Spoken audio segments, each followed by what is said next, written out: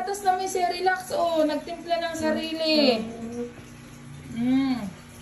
Nagpainit ng tubig. Ate Kim, masarap. Na ano yung Cerelax? Malasa na yung Cerelax. Ang sarap. Nilagyan mo pa ng gatas. Talaga naman eh. Alis ako. Magsusundo kay ate, ha? Alis ako. Open the ate. Ha?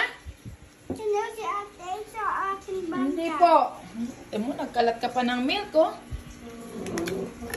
Ay, nako, anak. Nilagyan mo pa ng gatas?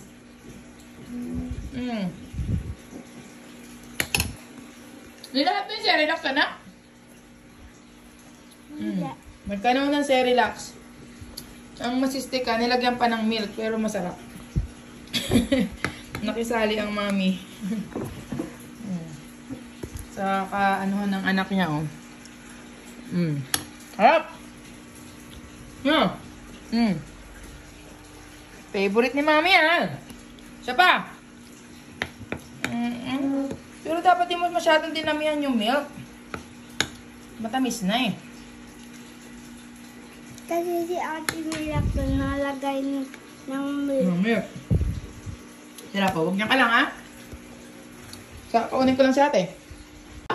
Sino bantay sa akin? Ikaw lang, just diyan ka lang. Naku si ate, ayaw rin. Ano gawa? Ay, tuturuan ko mag-e-bike.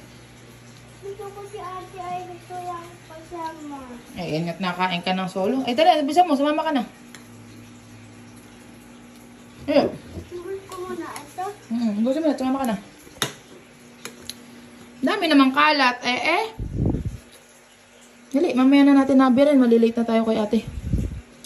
Pagsundo. Naku, ninadali na. Ayaw na. Akin na lang. Ayaw na ako bebe. Inom kang tubig. Ang daming milk na nilagay ay.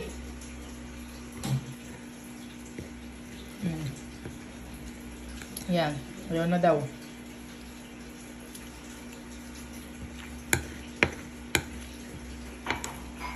Paborito ni mami ang Cerelax.